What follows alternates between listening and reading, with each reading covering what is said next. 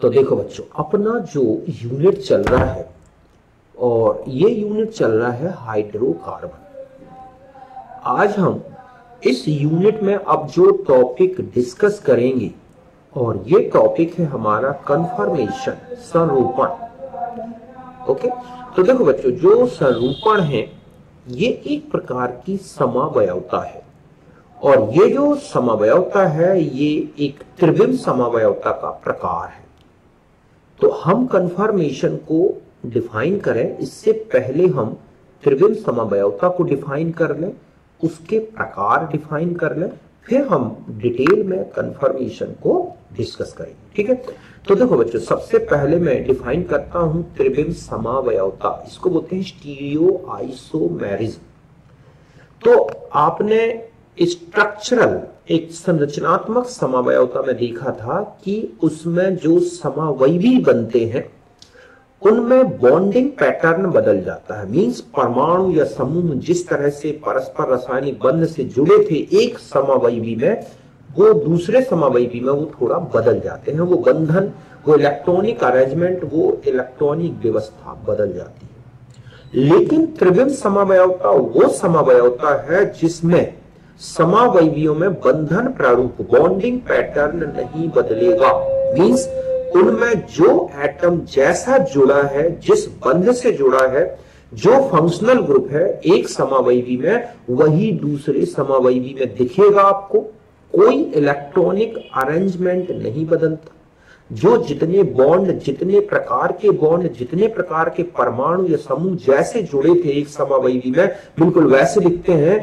केवल परमाणु या समूहों की त्रिविम जो विन्यास है, जो 3D में जो विन्यास है, त्रिविम में विन्यास है, वो बदलता है। मींस परमाणु अपने किसी एक पक्ष से दूसरे पक्ष की तरफ चले जाते हैं। मींस उनमें एक दूसरे की सापेक्ष स्थिति बदलती हुई सी दिखेगी। तो ऐसे समवयवियों को बोला जाता है त्रिविम समवयवी और इस घटना को बोला गया है बच्चों क्या, त्रिविम समवयवता। जैसे मान लो आप पूरब की तरफ मुंह करके खड़े हैं, ठीक है, तो आपके लेफ्ट राइट के जो हाथ हैं वो आपके स्पष्ट दिखेंगे। लेकिन अगर मान लो आप घूम जाएं, ठीक है, पश्चिम की तरफ मुंह कर लें, तो अब आपके लेफ्ट और राइट जो हाथ है, दाएं बाएं हाथ, उनका आप देखोगे त्रिविम विन्यास बदल जाएगा। जो लेफ्ट था वो राइट हो जाएगा, जो राइट था वो लेफ्ट हो जाएगा। तो हाथ तो वही है, सिर वही है, शरीर वही है, केवल क्या बदला है, आपके जो पार्श्व हैं, जो हाथ हैं या आपके जो प्रारूप है वो थोड़ा बदल गया। बिल्कुल ऐसा ही इस समवयवता में दिखेगा। जो समवयवी होंगे उनके कोई भी क्रियात्मक समूह, कोई भी परमाणु, कोई भी बंध नहीं बदलेगा। केवल बदलेगा उनका त्रिविम विन्यास, मतलब वो त्रिविम में दाएं बाएं बदल जाते हैं। तो इसको बोला गया है त्रिविम समवयवता। चूंकि इस समवयवता में समूह नहीं बदले, बंध नहीं बदला, क्रियात्मक समूह नहीं बदले, प्रतिस्थापी नहीं बदले, इसलिए इनके रासायनिक गुणों में ज्यादा कोई अंतर दिखाई नहीं देता। थोड़ा से बदलते हुए दिखेंगे तो ये भौतिक गुणों में अलग दिखते हैं बच्चों। ठीक है, तो अब हम आते हैं इस समवयवता के प्रकार। तो इनमें से दो प्रकार की होती है। एक है विन्यासी समवयवता, कॉन्फिगरेशनल आइसोमेरिज्म, और एक आएगी आपको संरूपण समवयवता। तो देखो, विन्यासी समवयवता मतलब इसमें समवयवियों का अंतर रूपांतरण बंध वियोजन या बंध निर्माण द्वारा होता है। मतलब ये वो समवयवता है जिसमें एक समवयवी को दूसरे में बदलना है तो हम फिजिकली नहीं बदल सकते। इनका रूपांतरण जब होता है, एक दूसरे में बदलाव होगा, तो बच्चों इनमें बंध टूटेंगे, नए बंध बनेंगे, तब जाके ये समवयवी एक दूसरे में बदलते हैं। मतलब ये अपने आप एक दूसरे में नहीं बदल सकते। एक समवयवी दूसरे समवयवी में बदलेगा, लेकिन वो बदलने के लिए हमें कोई रासायनिक प्रक्रम ही यूज करना होगा। ऐसे में ये समवयवी एक दूसरे में नहीं बदलते और जो है इनकी ऊर्जाओं में काफी अंतर होता है, इसलिए इनको आसानी से पृथक भी कर सकते हैं।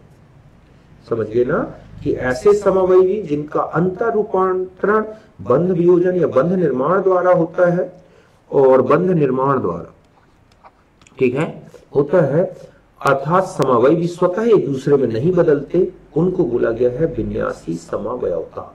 ये दो प्रकार की होती है, एक है ज्यामितीय समअवयवता और एक आएगी प्रकाशिक समअवयवता। हम इनको अलग से डिटेल में डिस्कस करेंगे। ज्यामितीय समअवयवता को हम एल्कीन में डिस्कस करेंगे और प्रकाशिक समअवयवता को हम हेलो एल्केन्स में डिस्कस करेंगे। यहां पर अब हम दूसरी समअवयवता में आ जाते हैं। तो ये था विन्यासी समअवयवता, कॉन्फिगरेशनल।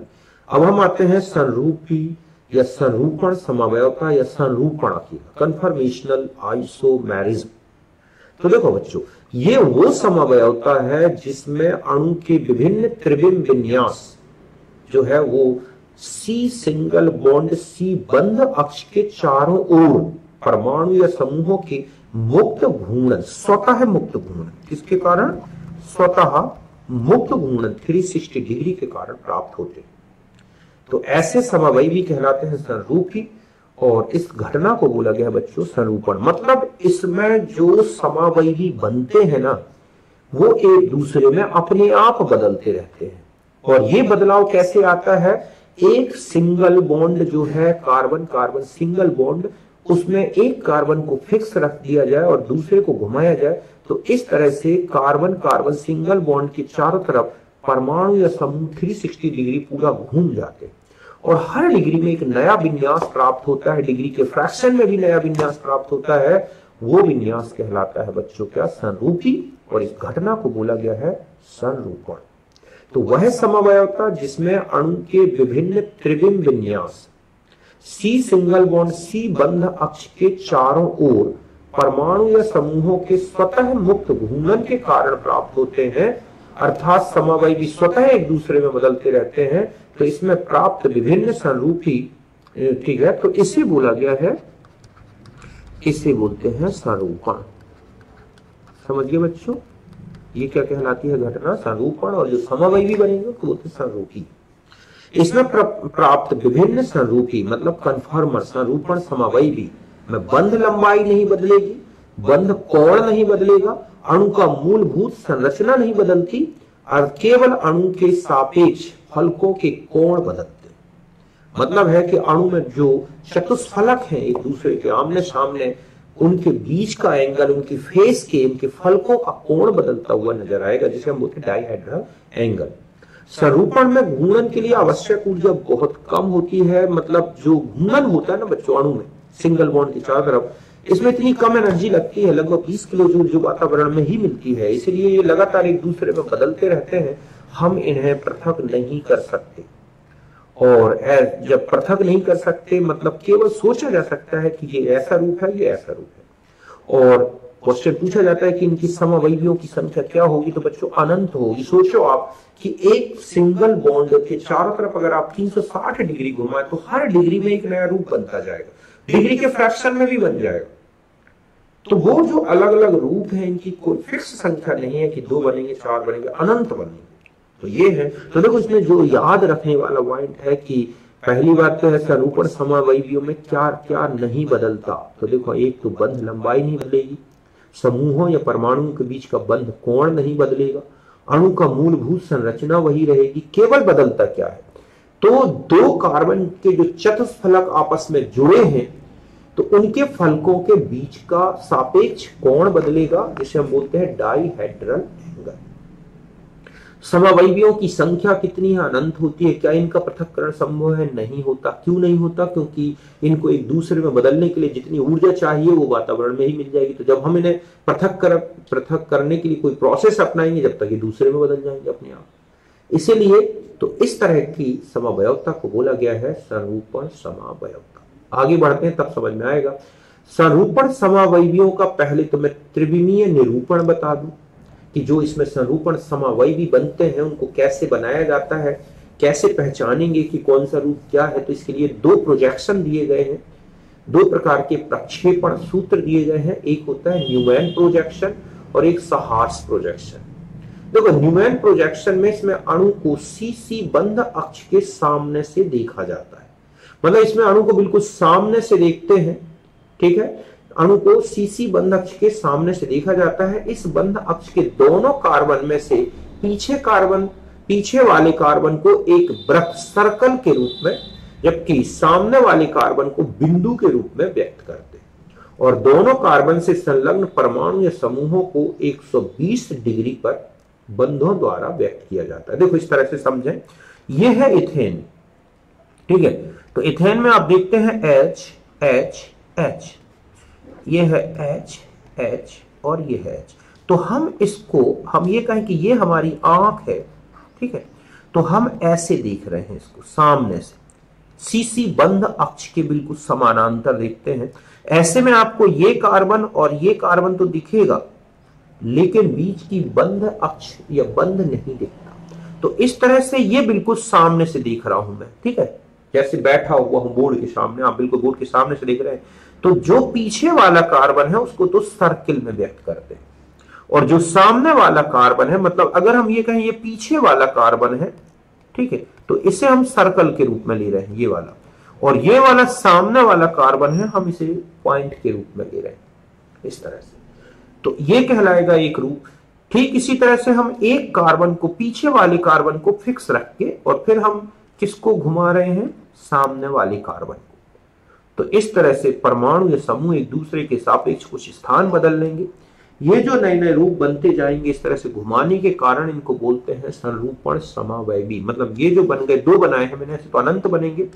तो ये है संरूपी, जिनको हम बोलते हैं कन्फर्मर। बात क्लियर है कि न्यूमैन प्रोजेक्शन में मॉलिक्यूल को बिल्कुल सामने से देखा जाता है। जैसे आप एक लाइन से खड़े हो और कोई व्यक्ति आपके बिल्कुल सामने खड़े होकर आपको देखे, तो आप दिखोगे, पीछे के व्यक्ति नहीं दिखेंगे। तो पीछे के व्यक्तियों के केवल हाथ उठा दिए जाए ऊपर की तरफ।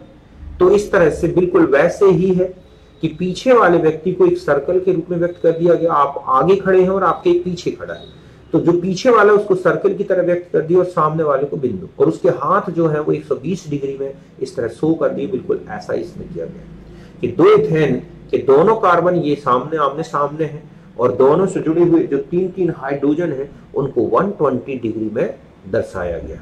जब ये बिल्कुल आमने सामने होते हैं, एक दूसरे के जस्ट सामने, तो इसे बोलते हैं ग्रसित रूप, इक्लिप्स्ड फॉर्म।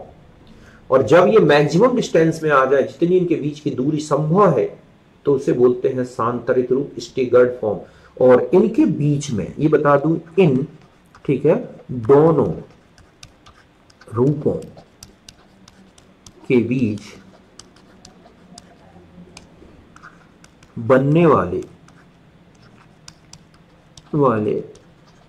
अन्य स्वरूपी जो कन्फर्मर है रूपी को विषम तलीय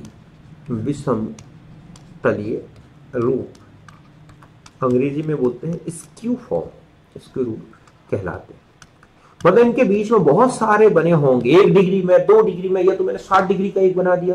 तो वो जो अलग अलग रूप बने, जिसमें परमाणु समूह अधिकतम दूरी या दूर एक अलग दूरी में है एक दूसरे से, तो ऐसे रूपों को बोलते हैं विषम तलीय रूप, स्क्यू फॉर्म। यहां पर हमने इथेन के 2 ही बनाए हैं, ग्रसित रूप और सांतरित रूप। बाकी इसके बीच में भी बहुत सारे बनेंगे, 1 डिग्री में बना दो, 2 डिग्री में, और ऐसे पूरा 360। सोचो आप कि इसको यहां से घुमा के और यहीं लाया जाए, तो 360 तो तब बन जाएंगे जब 1 डिग्री में घुमाया जाए, और हर डिग्री में 60 मिनट होते हैं, तो हर एक का एक और बन जाएगा। तो ऐसे तो कितने पॉसिबल है, समझ गए। तो इसीलिए लिखा है अनंत। अब आप देख रहे हैं कि इनको घुमाने से इनके बीच का ये जो बंध कोण है वो नहीं बदल रहा है ना। इन परमाणुओं के बीच की बंध लंबाई नहीं बदल रही है, केवल ये जो एक दूसरे के, देखो मैं ये कह दूं कि ये जो है एक प्रकार का फलक है ना, ये वाला फलक। ठीक इसी तरह से अगर आप पीछे वाले को देखें, ये वाला, तो ये एक इसका फलक हो गया ऐसे, है ना। तो ये जो एंगल बन रहा है यहां पर, इसको बोलते हैं थीटा, इसको बोलते हैं टेट्रा डाइहेड्रल एंगल। क्या बोलते हैं? Dihedral angle.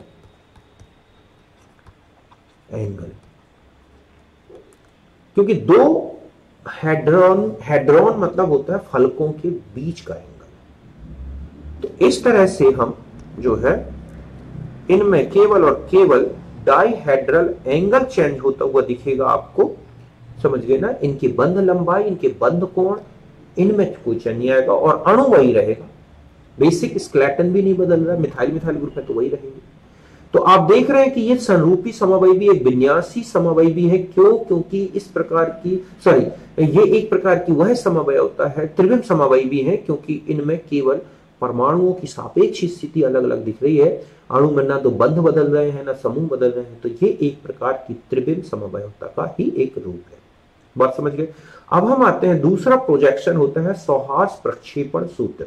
इसमें अणु को सीसी बंध अक्ष के साथ देखा जाता है। मतलब हम ऐसा देख रहे हैं यहां से कि लाइन, देखो ऐसी लाइन लगी है, अगर आप यहां से देख रहे हैं तो ये तो हो गया न्यूमैन, लेकिन आप यहां से खड़े होकर देख रहे हैं तो ये हो गया सौहार्द। मतलब इसमें आप लाइन के साइड में आके देखेंगे, पूरी लाइन को, भीड़ लगी, एक लाइन लगी है, सामने से देख रहे हैं तो न्यूमैन प्रोजेक्शन, साइड से देख रहे हैं तो सौहार्द। तो इसमें हम यहां से देख रहे हैं ऐसे, ये आंख है तो ये दिख रही है ऐसे, तो अणु को सीसी बंध अक्ष से देखा जाता है। इसमें सीसी बंध थोड़ा झुका दिया जाता है नीचे की तरफ, सामने वाले कार्बन को नीचे की तरफ और पीछे वाले कार्बन को थोड़ा ऊपर रखते हैं ताकि अणु स्पष्ट दिखाई दे। इसमें भी वही है, देखो आप तीन जो समूह आमने सामने दिख रहे हैं बिल्कुल, तो ये हो गया ग्रसित रूप। एक दूसरे से मैक्सिमम डिस्टेंस में बना दो तो सांतरित रूप, इनके बीच बहुत सारे स्क्यू फॉर्म, विषमतली रूप बनते।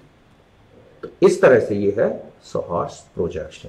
इसमें सारे बंध दिखाई देते हैं, सारे परमाणु अणु के दिखाई देते हैं। समझ गए ना? एक से ज्यादा, दो से ज्यादा, दो वाले भी हाइड्रोकार्बन या जो भी यौगिक हैं उनके ये रूप बनाए जा सकते हैं। तो यहां से बात यहां तक क्लियर है। अब हम आगे बढ़ते हैं। ठीक, अब आप एक और शब्द देखो, संरूपण से संबंधित शब्दावली।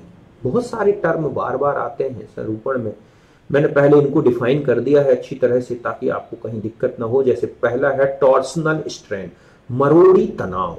जैसे आप कपड़े को निचोड़ते हैं, अच्छी तरह से मोड़ते, मरोड़ करते हैं, तो आपको फोर्स लगाना पड़ता है, क्योंकि जब दो कपड़े की लेयर एक दूसरे के आमने सामने आ जाती है पास में, तो उनमें एक रिपल्सन होता है, उसके विरुद्ध आपको फोर्स लगाना पड़ता है। ठीक इसी तरह से मरोड़ी जो तनाव है, टॉर्सनल स्ट्रेन, मतलब दोनों कार्बन के निकटवर्ती बंधों, मतलब दो निकटवर्ती जो कार्बन है एक दूसरे से जुड़े हैं, ठीक है, बंध से जुड़े, बल्कि हम ये कहें कि बंध से जुड़े दोनों कार्बन के निकटवर्ती बंधों के इलेक्ट्रॉन युग्म में जो प्रतिकर्षण है को मरोड़ी तनाव कहते हैं। इससे अणु की ऊर्जा कम हो जाती है, नहीं अधिक हो जाती है, सॉरी गलत लिखा है, ठीक है, अधिक हो जाती है तथा स्थायित्व कम हो जाता है। यह तनाव समूहों के मुक्त घूर्णन को बाधित करता है। मतलब ऐसे समझे, देखो ये है डायग्राम, पहले यहां बता दूं, ये जो ये लग रहा है, ये रिपल्सन कि दो जो कार्बन है एक दूसरे से ये बंध से जो जुड़े हैं, इनके ये जो CH बॉन्ड है ये वाला, तो इनका जो क्लाउड है, इस क्लाउड के बीच में जो रिपल्सन लग रहा है उसे बोलते हैं टॉर्सनल स्ट्रेन। ये स्ट्रेन अपने आप को कम करने के लिए बंधों को एक दूसरे से दूर हटाता है, लेकिन फिर भी अगर हम इनको सामने लाएं तो ये रिपल्सन लगेगा, रिपल्सन के अगेंस्ट हमें एनर्जी देनी पड़ेगी और अणु के स्थायित्व में कमी आ जाएगी, अणु की ऊर्जा बढ़ जाएगी। तो ये अणु के स्थायित्व को कम करता है, संरूपण समवयवी में स्थायित्व कम हो जाता है, मींस अणु के ये घूर्णन को रोकने की कोशिश करता है, चाहता है कि ये सांतरित रूप में आ जाए, ग्रसित नहीं होने देगा, ठीक है, इसलिए बाधा उत्पन्न करता है। दूसरा है त्रिविम तनाव, वांडर वाल्स तनाव भी बोलते हैं इसको। ये होता है कि जब ये जो बंध है ना, ये जब घूर्णन करके आमने सामने आते हैं तो इनके परमाणु भी तो एक दूसरे के सामने आ रहे हैं, उनके भी इलेक्ट्रॉन क्लाउड होते हैं, नहीं कि जैसे यहां पर हाइड्रोजन जुड़ा है तो इसका भी तो क्लाउड है, तो ये हाइड्रोजन परमाणु भी एक दूसरे को रिपेल करते हैं, इनके क्लाउड एक दूसरे को रिपेल करते हैं। इस रिपल्सन को बोला गया है त्रिविम तनाव, स्टेरिक स्ट्रेन। ये लिखा है कि निकटवर्ती स्थिति में स्थित परमाणु या समूहों के मध्य प्रतिकर्षण को त्रिविम तनाव कहते हैं। ये भी अणु की ऊर्जा को बढ़ा देता है और ये भी बाधा डालता है घूर्णन। ये चाहते हैं कि अणु के दो परमाणु है वो दूर हो जाए एक दूसरे से, उनमें तनाव कम हो जाए। तो ये है दोनों समूह जो है, दोनों आप देख रहे हैं टॉर्सनल स्ट्रेन और जो स्टेरिक स्ट्रेन है, ये अणु के या समवयवी के या संरूपी के स्थायित्व को कम करता है। तीसरा है कोण तनाव, एंगल स्ट्रेन। देखो बच्चों, ये नॉर्मली एल्केन में तो नहीं दिखेगा क्योंकि इनमें कोई बंध कोण में परिवर्तन नहीं आता, लेकिन अगर आप छोटी रिंग जैसे कि साइक्लोब्यूटेन, साइक्लोप्रोपेन, उनमें जाओगे तो उनके जो बंध कोण एक्चुअली में जितने में फैले होते हैं, लेकिन जब रिंग बनती है कार्बन, जैसे ये कार्बन ये है, एक कार्बन ये है, एक कार्बन ये है ना, नियम के अनुसार अगर ये ना जुड़े हो तो ये कोण है 109 डिग्री 28 मिनट का। लेकिन अगर आप इनको जोड़ोगे तो इसको जब जोड़ोगे तो ये त्रिकोणीय व्यवस्था में आ जाएगा, तो ये कोण अब घट के कितना आ जाएगा 60 डिग्री। तो जब हम किसी भी अणु के वास्तविक जो एक्चुअल में बॉन्ड एंगल है, परफेक्ट वैल्यू है, वास्तविक कोण के मान में कोई परिवर्तन करते हैं, मतलब बढ़ा दें या उसको घटा दें, तो ऐसे में अणु में एक प्रकार का तनाव उत्पन्न हो जाता है और इसे बोला जाता है एंगल स्ट्रेन। ये आप साइक्लो एल्केन में पढ़ोगे, वेयर स्ट्रेन थ्योरी में, मतलब वेयर तनाव सिद्धांत। इसलिए छोटे वाले जो एल्केन है, साइक्लोप्रोपेन, साइक्लोब्यूटेन, ये कम स्थायी होते हैं क्योंकि इनमें ये तनाव पाया जाता है। हमें यहां पर अभी केवल दो ही तनाव पढ़ने हैं, त्रिविम तनाव और मरोड़ी तनाव। यहां तक समझ गए। फिर है डाइहेड्रल एंगल, द्विफलकीय कोण। तो देखो, निकटवर्ती दो चतुष्फलकों के फलकों, ठीक है, के निकटवर्ती दो चतुष्फलकों के सापेक्ष फलकों, ठीक है, चतुष्फलकों के सापेक्ष फलकों के मध्य का कोण, कि दो चतुष्फलक जो एक दूसरे से जुड़े हुए हैं, तो उन दोनों चतुष्फलकों के आमने सामने वाली जो फलक हैं उनके बीच कितने डिग्री का एंगल बन रहा है बच्चों, वो कहलाता है डाइहेड्रल एंगल। मतलब एक चतुष्फलक जैसे मिथाइल ग्रुप का सामने ये दिख रहा है, एक पीछे वाली कार्बन का दिख रहा है ये वाला, तो ये जो एंगल बन रहा है दोनों के बीच में वो है डाइहेड्रल एंगल। आपने देखा था कि ग्रसित रूप अगर लिया जाए, ग्रसित रूप में, तो ग्रसित रूप में जो थीटा था वो है 0, बिल्कुल आमने सामने फलकें होती हैं। और आपने सांतरित रूप में लिया है, इथेन की बात कर रहा हूं, तो थीटा दिख रहा था 60 डिग्री। तो ये है डाइहेड्रल एंगल। इसी एंगल के बेस पर ही हम जो संरूपी होते हैं उनमें विभेद करते हैं, ठीक है। फिर हम, ये तो हो गए कंफर्मेशन से रिलेटेड टर्मिनोलॉजी जो आपको बहुत अच्छे से याद रखनी है। फिर आते हैं हम इथेन में संरूपण, इथेन ब्यूटेन, मेन तो यही है हमें इनमें देखना है। जैसे इथेन में संरूपण में देखें तो इथेन के C1 और C2 कार्बन बंध अक्ष पर किसी एक कार्बन को घुमाने पर अनंत संरूपी प्राप्त होते हैं। इनमें से दो प्रमुख इस प्रकार है, मतलब ये है कि ये है इथेन, है ना, और आपने देखा कि इथेन में दो कार्बन है, मैंने यहां पर न्यूमैन प्रोजेक्शन लिया है, तो हम ये एक कार्बन है और एक कार्बन ये, तो हम एक को मान लो फिक्स करके और दूसरे को घुमाएं, और हम इसे न्यूमैन प्रोजेक्शन से शो करें कि पीछे वाला कार्बन ये सर्किल है और सामने का ये पॉइंट शेप में है, दोनों में 3-3 हाइड्रोजन 120 डिग्री में जुड़े हैं।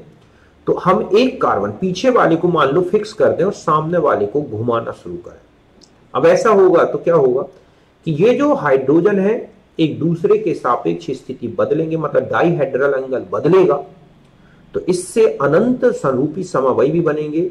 वो अनंत रूप जो है, इन दोनों को छोड़ दो, इक्लिप्स जो स्टिगर्ड, तो वो जो अनंत समअवयवी बन रहे हैं इनके बीच में, वो हैं बच्चों संरूप, उनको बोलते हैं स्क्यू फॉर्म, विषमतली। इनमें से मैं केवल दो लिए हैं, एक है इक्लिप्स फॉर्म जहां पर दोनों हाइड्रोजन बिल्कुल आमने सामने है इस रूप में, ठीक है, और इस रूप में, और बस 60 डिग्री घुमा दिया, तो यहां पर 60 डिग्री घुमा दिया तो ये मिथाइल ग्रुप, ये हाइड्रोजन एक दूसरे से मैक्सिमम दूरी पे आ गए।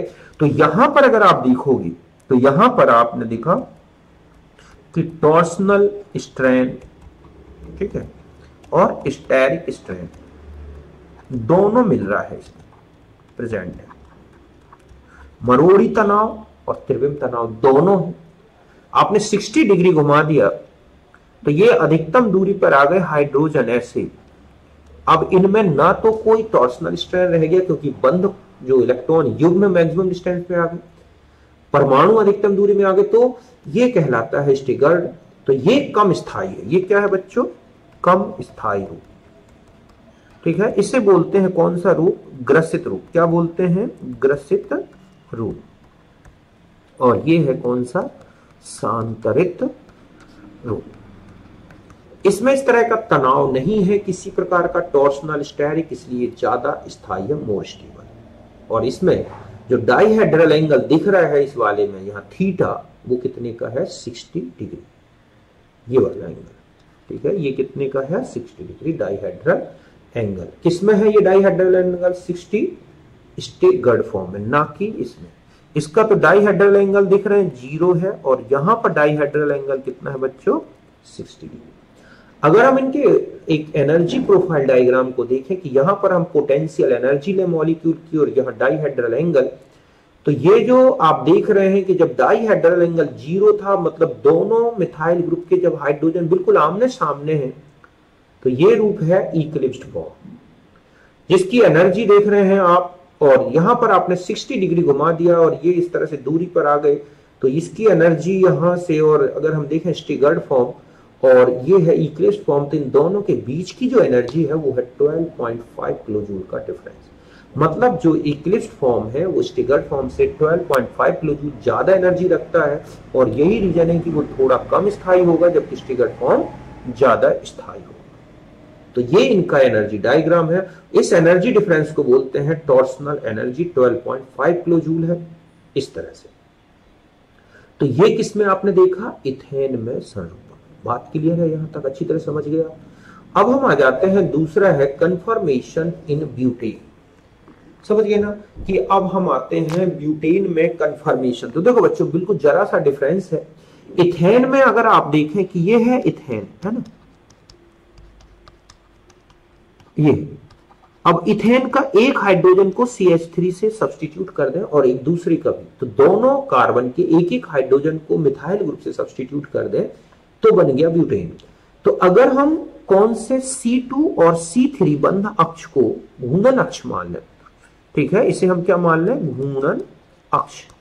तो इस घूर्णन अक्ष में C2 C3 बंध अक्ष को हम घूर्णन अक्ष मान के जब इसमें घुमाना शुरू करें, एक मिथाइल ग्रुप को फिक्स कर दें, पीछे वाले कार्बन को फिक्स करके और सामने वाले कार्बन को घुमाना शुरू करें, तो 60 डिग्री में जब आप घुमाओगे तो 2 मैथिल समूह इस तरह से आ जाएंगे। फिर और 60 घुमाओगे तो हाइड्रोजन और मैथिल सामने आएगा। फिर और 60 घुमाया तो दोनों मैथिल मैक्सिमम डिस्टेंस में आ गए मिथाइल ग्रुप। और 60 घुमाया तो फिर मिथाइल और हाइड्रोजन सामने आ गए। फिर 60 घुमाया तो अब दोनों मिथाइल 60 डिग्री पे आ गए। तो देखो इसमें ये जो रूप है पहले वाला, जिसमें दोनों मिथाइल बिल्कुल जस्ट आमने सामने है, सबसे ज्यादा टॉर्सनल स्ट्रैंड, सबसे ज्यादा स्टेरिक स्ट्रैंड इसी में लग रहा है, और इस रूप को बोलते हैं फुली इक्लिप्स्ड फॉर्म। क्या बोलेंगे, फुल्ली इक्लिप्स्ड, पूर्णतः ग्रसित रूप। फिर 60 घुमाया तो जहां 2 मिथाइल ग्रुप एक दूसरे से 60 डिग्री में दिख रहे हैं, जैसे दूसरे में भी देखो और छठवें में, तो दूसरा और छठवां इन रूपों को बोला जाता है गॉस फॉर्म। क्या बोलते हैं, गॉस फॉर्म, गॉस रूप। फिर आपने देखा 60 घुमाने पर हाइड्रोजन और मिथाइल आमने सामने आ गए, तीसरे में ऐसा दिख रहा है और पांचवें में कि हाइड्रोजन और मिथाइल एक दूसरे के आमने सामने हैं, तो ये रूप कहलाते हैं आंशिक ग्रसित रूप। क्या कहलाएंगे बच्चों, आंशिक ग्रसित रूप। इनमें भी जो टॉर्सनल स्ट्रैंड लग रहा है, स्टेरिक स्ट्रैंड लगेगा, लेकिन वो पहले वाले से कम होगा, क्योंकि यहां डायरेक्ट मिथाइल ग्रुप आमने सामने थे और यहां मिथाइल और हाइड्रोजन आमने सामने, तो थोड़ा कम, लेकिन लगेगा जरूर एक तनाव। और आपने 60 घुमा दिया तो दोनों मिथाइल अधिकतम दूरी पर आ गए, यहां पर न्यूनतम रिपल्सन की स्थिति बनेगी और ये सबसे स्थायी रूप होगा, सबसे कम एनर्जी का एंटी रूप। फिर और 60 घुमा दिया, मिथाइल और हाइड्रोजन सामने आ गए, फिर वही स्ट्रैंड लगेगा। और 60 घुमा दोगे तो मिथाइल आमने सामने नहीं आए, लेकिन 60 डिग्री में तो थोड़ा सा रिपल्सन होगा, लेकिन पहले की अपेक्षा, तीसरे की अपेक्षा, पांचवें की अपेक्षा इसमें थोड़ा सा एनर्जी ज्यादा होगी, लेकिन थोड़ा सी कम होगी, लेकिन इससे ज्यादा होगी चौथे से। तो यहां पर पहला ग्रसित रूप है फुली इक्लिप्स्ड, दूसरा और छठवां मैंने आपको बताया ये है गॉस रूप, तीसरा और पांचवा जो रूप है ये आंशिक ग्रसित रूप है, पार्शियल इक्लिप्स्ड फॉर्म, या ठीक है, बल्कि इसको स्क्यू फॉर्म नहीं, हम ये हटा दें, ये हो गए, ठीक है। और जो चौथा है वो है एंटी रूप। और ये बता दूं कि इनके अलावा जो अन्य रूप हैं, अन्य रूप जो कहीं बने हुए किसी भी डिग्री में, ठीक है, किसी भी डिग्री में थीटा में, उनको बोलते हैं विषमतली या स्क्यू फॉर्म, जो हमें नहीं बनाए। तो इस तरह से अब आता है ऊर्जा। देखो सबसे ज्यादा ऊर्जा पूर्ण ग्रसित रूप की है, क्योंकि अधिकतम टॉर्सनल और स्टेरिक स्ट्रेन है। आंशिक ग्रसित रूप में चले जाए तो इसमें जो आंशिक ग्रसित रूप है इसमें अल्प टॉर्सनल और स्टेरिक स्ट्रेन है, मतलब बहुत ज्यादा तो नहीं है लेकिन है, कम है। गॉस रूप और एंटी रूप, गॉस रूप में टॉर्सनल और स्टेरिक स्ट्रेन दोनों लगभग एब्सेंट है, थोड़ा सा इसमें हो सकता है गॉस में, लेकिन एंटी में पूर्णतः एब्सेंट है। चूंकि एंटी में पूर्णतः हटा हुआ है तो ऊर्जा का क्रम देखें तो सबसे स्थायी होगा एंटी रूप, फिर आएगा गॉस रूप, फिर आंशिक ग्रसित रूप, और फिर सबसे कम स्थायी होगा पूर्ण ग्रसित रूप। तो ये है एक अलग अलग जो समावयवी ब्यूटेन के संरूपण समावयवी जो बने हैं ब्यूटेन के, उनका स्थायित्व। अब एक एनर्जी प्रोफाइल डायग्राम से और देखते हैं। देखो यहां पर जब दोनों मिथाइल ग्रुप बिल्कुल आमने सामने है, मींस उनका डाइहेड्रल एंगल जो है बच्चों वो कितने का है, 0 डिग्री का। तो ये सबसे ज्यादा एनर्जी वाला फॉर्म है, जिसकी एनर्जी उसके एंटी रूप के रिस्पेक्ट में 19 किलोजूल पर मोल ज्यादा है। फिर आपने मिथाइल ग्रुप को घुमाया, 60 डिग्री में ला दिया, डाइहेड्रल एंगल 60 हो गया, तो ये मिथाइल काफी दूर हो गए और ऐसे में रिपल्सन कम हुआ और ये तो है एनर्जी इनकी कम हो गई। एंटी रूप से ये ज्यादा एनर्जी रखते हैं, 3.8 किलो जूल एनर्जी इनकी एंटी रूप से ज्यादा होती है, मतलब हम एंटी के रिस्पेक्ट में लें। फिर और 60 घुमाया आपने, 120 डिग्री पे जब पहुंच गए दो मिथाइल ग्रुप, तो फिर एक मिथाइल और हाइड्रोजन आमने सामने आ जाएंगे बच्चों। अब इनमें एक प्रकार का रिपल्सन लगेगा, लेकिन ये रिपल्सन दो मिथाइल ग्रुप के रिस्पेक्ट में कम होगा, और ये जो है ये रूप है थोड़ा ज्यादा एनर्जी रखेगा, किसके रिस्पेक्ट में, गॉस फॉर्म। फिर आपने और घुमा दिया 60 डिग्री, तो अब मिथाइल मैक्सिमम डिस्टेंस में आ गए, न्यूनतम रिपल्सन हो गया, न्यूनतम स्ट्रेन हो गया और सबसे कम एनर्जी का रूप मिलेगा। तो इसी रूप के रिस्पेक्ट में हमने सबकी एनर्जी देखी कि इस रूप के रिस्पेक्ट में अगर आप इसमें देखें, जो पार्शियल इक्लिप्स फॉर्म है वो 11.6 किलो जूल एनर्जी रखता है, जो गॉस फॉर्म है वो 3.8 ज्यादा एनर्जी रखता है, और सबसे ज्यादा एनर्जी 19.0 किलो जूल है, वो है पूर्ण ग्रसित रूप का। तो इस तरह से इसका एनर्जी प्रोफाइल डायग्राम होगा जब आप ब्यूटेन में कन्फर्मेशन देखते हैं। कुल मिला के हमारा ये हो गया। तो निम्नलिखित, तो ये तो हो गया ब्यूटेन में कन्फर्मेशन। अब देखो बच्चों, कुछ क्वेश्चन ऐसे आते रहते हैं कि आपको कोई कन्फर्मर बना हुआ दिखेगा और पूछा जाएगा इनमें कौन से सबसे ज्यादा स्थायी है। तो कुछ कंपाउंड हैं जैसे इथाइलिन ग्लाइकॉल, जिसमें जहां मिथाइल ग्रुप है वहां दोनों जगह हम OH जोड़ दें, या डाई अमाइन है NH2, या डाई कार्बोक्सिलिक एसिड है COOH। तो ध्यान रखें कि अगर कोई कन्फर्मर आपको ऐसा दिया गया है जहां X और Y ये समूह, मान लो X की जगह OH NH2 COOH है, Y की जगह OH है या NH2 है या COOH है या फिर COO- है, फ्लोराइड है, क्लोराइड है, OR है। तो ऐसे रूप जो होते हैं ये अपनी गॉस फॉर्म में सबसे स्टेबल होते हैं, क्योंकि इसमें हाइड्रोजन बॉन्डिंग हो जाती है। X और Y मतलब OH और OH, इथाइलिन ग्लाइकॉल है, डाई अमाइन है, डाई कार्बोक्सिलिक एसिड है, इनमें हाइड्रोजन बॉन्डिंग हो जाती है गॉस फॉर्म में। बिल्कुल सामने नहीं होती लेकिन गॉस फॉर्म में काफी दूर हो जाते हैं और हाइड्रोजन बॉन्डिंग होती है, और इसीलिए गॉस फॉर्म सबसे स्टेबल होगा। जैसे इथाइलिन ग्लाइकॉल में पूछे तो ये वाला रूप ज्यादा स्टेबल होगा देन जब दो OH बिल्कुल अपोजिट हो एंटी में, तो उससे ज्यादा स्टेबल है इसका गॉस फॉर्म। ऐसे फ्लोराइड है तो ये स्टेबल हो जाएगा, या इस तरह से COOH और COO- है, या यहाँ OH लगा दें तो ये स्टेबल फॉर्म होंगे, ठीक है। इसी तरह ये स्टेबल होंगे, क्यों, क्योंकि इनमें हाइड्रोजन बॉन्डिंग हो सकती है।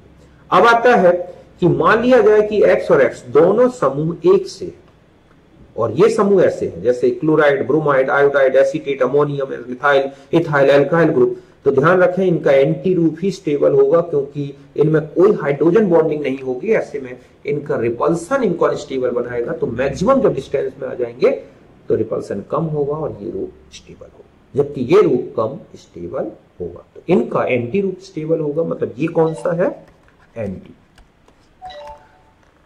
इस तरह से बात क्लियर है। तो इस तरह से आपको क्वेश्चन आते रहते हैं और सबसे ज्यादा पूछा गया है इथाइलिन ग्लाइकोल को लेकर।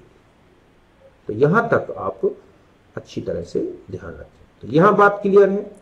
अब एक चीज और आ जाते हैं, हम इसको पूरा कर लेते हैं, और ये है हमारा एक बेयर स्ट्रेन थ्योरी और साइक्लोहेक्सेन, इसको पूरा कर दो बच्चों तो ये पूरा कंफर्मेशन हमारा क्लियर हो जाएगा। अब हम आते हैं बेयर स्ट्रेन थ्योरी, बेयर तनाव सिद्धांत। देखो ये जो सिद्धांत है ना बेयर स्ट्रेन थ्योरी, ये दिया गया था छोटे वलय वाले चक्रीय यौगिकों के स्थायित्व को बताने के लिए, जैसे साइक्लोप्रोपेन, साइक्लोब्यूटेन या इनके डेरिवेटिव्स होते हैं, तो उनके स्थायित्व कम मतलब कम क्यों होता है इसको बताने के लिए। पहले सिद्धांत पढ़े, इसने ये कहा कि खुली श्रृंखला के चक्रीकरण में जब बंद कोण के सामान्य मान ओरिजिनल वैल्यू मतलब जैसे 190 डिग्री 28 मिनट में किसी भी प्रकार का विचलन आता है, मतलब कम होता है या घटता है या बढ़ता है, तो अणु में तनाव आ जाता है, इसे वलय का स्थायित्व घट जाता है और इस अणु के तनाव को बोलते हैं एंगल स्ट्रेन। क्या बोलते हैं बच्चों? Angle strain.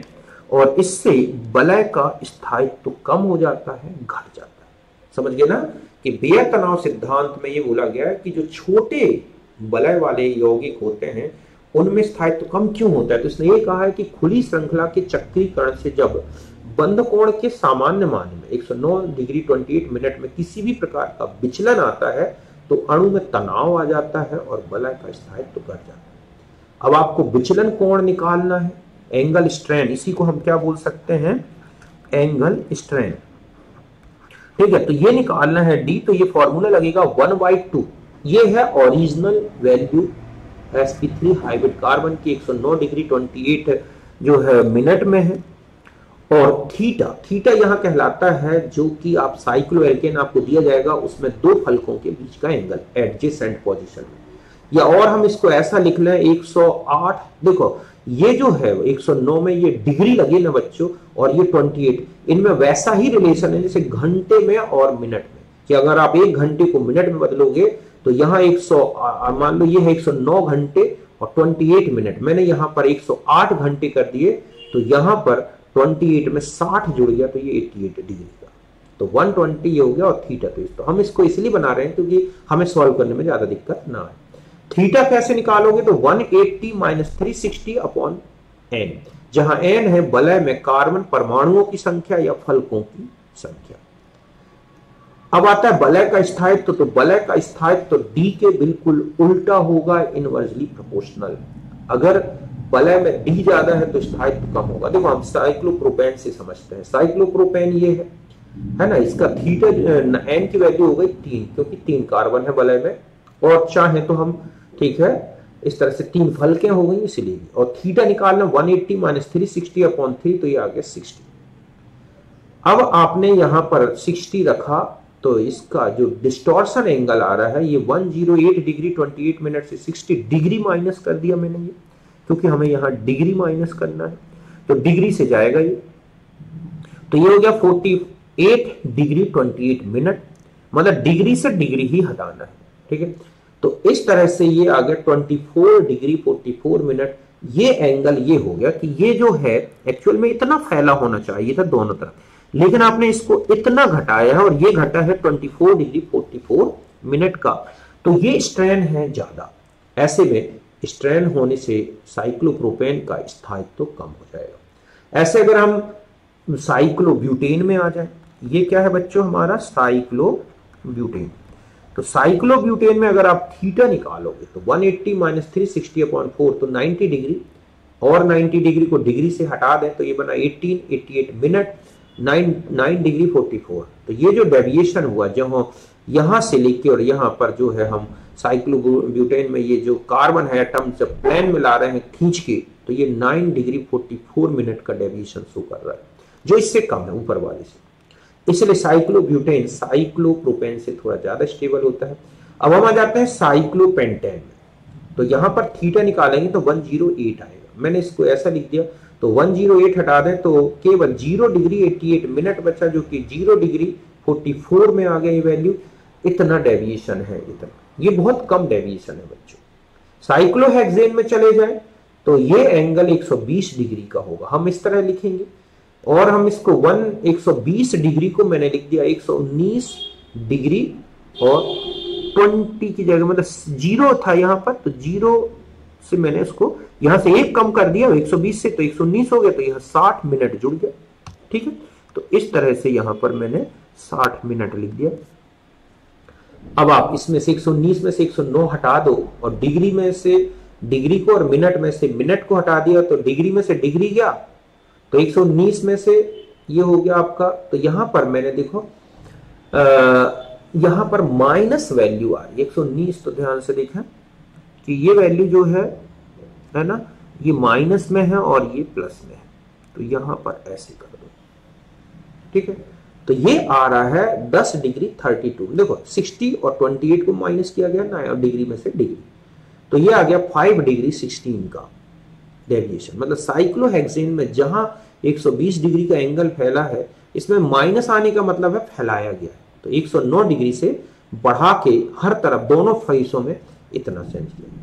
तो इसका मतलब है कि वेयर तनाव सिद्धांत के अनुसार अगर हम स्थायित्व तो देखें तो साइक्लोप्रोपेन से ज्यादा स्थायी होगा साइक्लोब्यूटेन, और उससे ज्यादा साइक्लोहेक्सेन, और साइक्लोहेक्सेन से ज्यादा स्थायी होगा फिर साइक्लोपेंटेन। एक्चुअल में लेकिन ऐसा नहीं होता। वेयर तनाव सिद्धांत ये कहता है कि ये ऑर्डर होगा, लेकिन सॉक्से-मोहर थ्योरी में जब आप जाओगे तो एक्चुअल में स्टेबिलिटी का ऑर्डर थोड़ा सा बदल जाता है। उसका रीजन क्या है, फिर सॉक्से-मोहर थ्योरी दी गई है। मतलब मैं यहां पर बता दूं कि सॉक्से-मोहर सिद्धांत अगर लगाया जाए, सिद्धांत के अनुसार, अभी मैं इस सिद्धांत को समझा रहा हूं आपको, तो ऑर्डर ये दिखेगा। ठीक है, जैसे जैसे कार्बन बढ़े हैं स्थायित्व तो बढ़ता गया है। ये है सॉक्से-मोहर के अनुसार वास्तविक स्थायित्व, और यही मिलता भी है। ठीक है, और ये है नियम अनुसार, वेयर नियम अनुसार स्थायित्व। तो मानेंगे तो हम ये स्थायित्व, क्योंकि एक्चुअल में यही मिलता भी है प्रैक्टिकल। तो एक साइंटिस्ट थे सॉक्से और मोहर, इन्होंने एक सिद्धांत दिया था तनाव रहित सिद्धांत। देखो इसने ये कहा है कि अगर इसके अनुसार 5 या इससे अधिक कार्बन वलय युक्त चक्रीय यौगिक में, ठीक है, इसने ये कहा है कि अगर कोई चक्रीय यौगिक 5 या इससे ज्यादा कार्बन रखता है तो उसके सभी कार्बन परमाणु एक ही तल में स्थित ना होकर विभिन्न तलों में स्थित होते हैं और उनके बंध कोण के मान में विचलन नहीं होता, जिससे तनाव रहित संरचना बनती है। मतलब सॉक्से-मोहर ने यह कहा है कि अगर किसी वलय में 5 या इससे ज्यादा कार्बन है तो सारे कार्बन परमाणु एक ही तल में नहीं होगा। जैसे हम ये वलय से पता चल रहा है, जैसे हम ये दिख रही है वलय कि सारे परमाणु को हमने एक ही कागज के तल में शो कर दिया। इसने कहा ऐसा नहीं होगा, ये परमाणु कार्बन अलग अलग तलों में ऐसे स्थित होते हैं कि उनके बीच के कोण में विचलन नहीं आता, इससे अणु में तनाव रहित संरचना बन जाती है।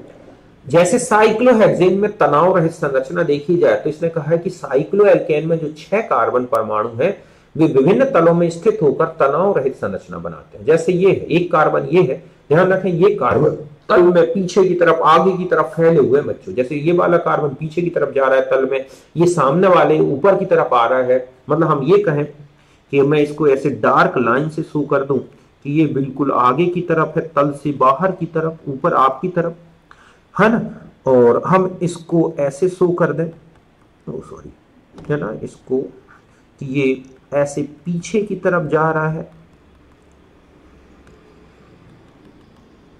ना, इसको भी हम ऐसे शो कर दें, जो पीछे वाले बॉन्ड हैं वो ऐसे हैं। ठीक है, और जो सामने वाले हैं इनको हम डार्क करके समझें ऐसे, ये जो है सामने हैं, जैसे कि आपने डैश बेज स्ट्रक्चर पढ़े हैं वो इस तरह से है, इसको भी हम ऐसे कर दें ऐसे। तो ये जो है इस तरह व्यवस्थित है कि इनके बीच में ये फैलाव ऐसा है, पीछे की तरफ गया और आगे की तरफ की, ये कोण इतना ही बना रहेगा। ये कोण कहें तो भी इतना ही बना रहेगा 109 डिग्री 28 मिनट का।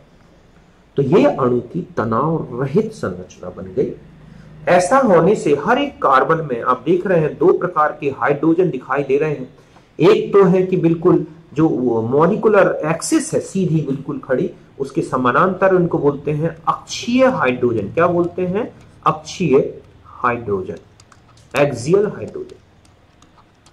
और ये कहलाते हैं विषुवतीय हाइड्रोजन, इक्वेटोरियल। तो ये है एक तनाव रहित संरचना साइक्लोहेक्सेन की।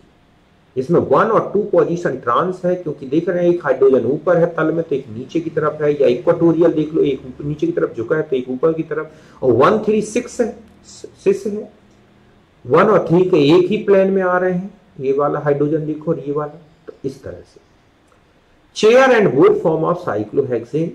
तो देखो बच्चों, ये जो चेयर, ये है चेयर फॉर्म। अगर चेयर फॉर्म को आप अच्छी तरह से देखें तो इसमें ये जो डार्क वाले हाइड्रोजन जो है कार्बन, मैंने लाल रेड से, वो ये है। अगर हम इसका न्यूमैन प्रोजेक्शन बनाए तो आप देखोगे कि जो चेयर फॉर्म है वो स्टिगर्ड फॉर्म है, क्योंकि देखो ये वाला जो कार्बन है, ये वाला है ना, रेड सर्किल जिसका मैंने शो कर रखा है, ये मैंने ये शो कर दिया। और ये वाला जो कार्बन है सामने, ये वाला है ना, ये हो गया इस तरह से, ठीक है। तो ये इस तरह से, फिर ये वाला जो रेड वाला देख रहे हैं वो नीचे आ रहा है ऐसे, और ये ग्रीन वाला दिख रहा है ये सामने की तरफ हो गया। फिर इसी तरह से पीछे चले जाए तो ये पीछे वाला रेड हो गया और इस तरह से। तो ये देख रहे हैं आप कि ये वाला कार्बन और ये कार्बन आमने सामने है, ये कार्बन और आमने सामने, मतलब अगर हम इसको देखें और इनसे जुड़े हुए हाइड्रोजन देखो आप, बिल्कुल स्पष्ट दिख रहा है।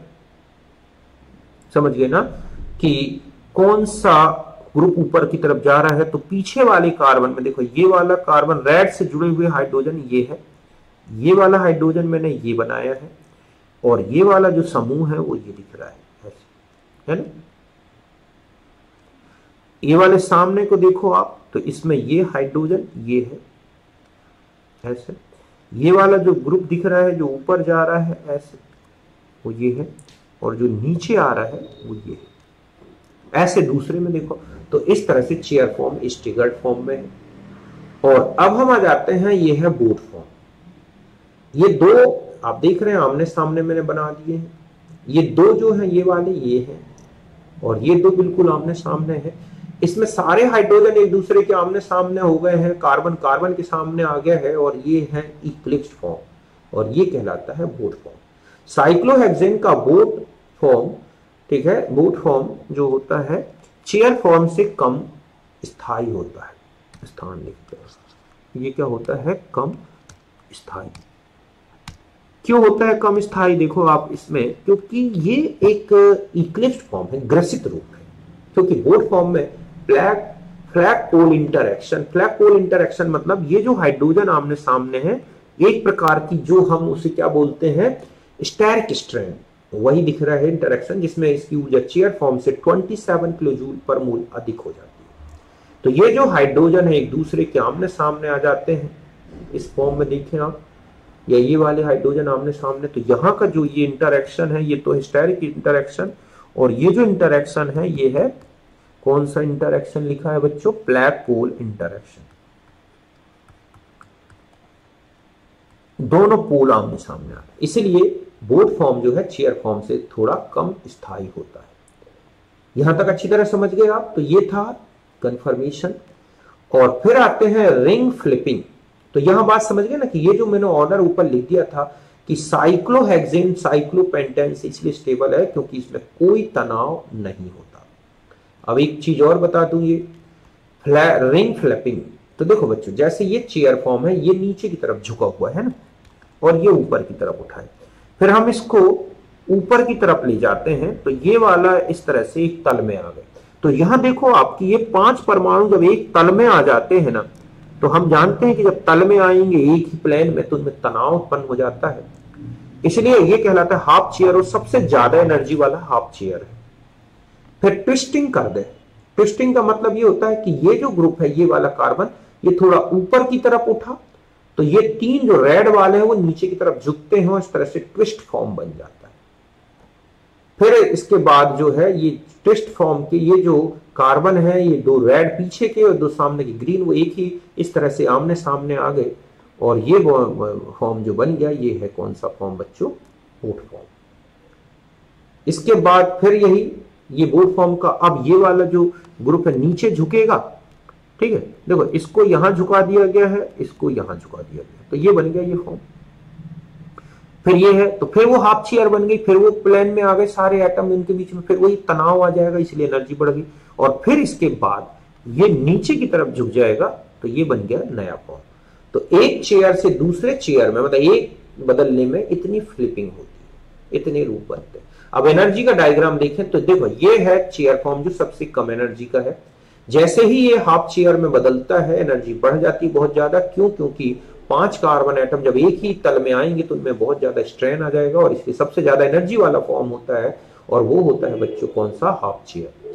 फिर ट्विस्ट फॉर्म आ जाएगा, क्योंकि इसमें थोड़ा हाइड्रोजन जो है कार्बन एक दूसरे से दूर हो गए, लेकिन आमने सामने तो बिल्कुल नहीं है, लेकिन इससे ज्यादा एनर्जी वाला ये वाला फॉर्म होगा, लेकिन हाफ चेयर से कम, क्योंकि इसमें जो है परमाणु भले अलग अलग तल में है, लेकिन इनमें स्टेरिक स्ट्रैंड भी लग रहा है और एक प्रकार का फ्लैग पोल स्ट्रैंड। मतलब ये जो रूप है इसमें जो है परमाणु तल में आ गए, परमाणु एक तल में, तो यहां पर लगेगा कौन सा बच्चों?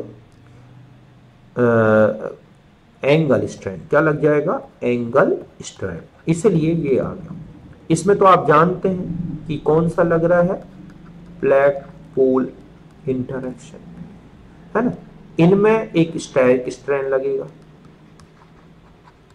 और इनमें इस तरह का कोई स्ट्रैंड नहीं रह जाता। तो इस तरह से ये अलग अलग रूप जो है साइक्लोहेक्सेन के बन रहे हैं, और ये इनका एक एनर्जी डायग्राम। तो इस तरह से अगर हम देखें तो एनर्जी ऑर्डर हाफ चेयर सबसे ज्यादा, फिर बोट फॉर्म, फिर ट्विस्ट फॉर्म, और सबसे कम एनर्जी है चेयर फॉर्म।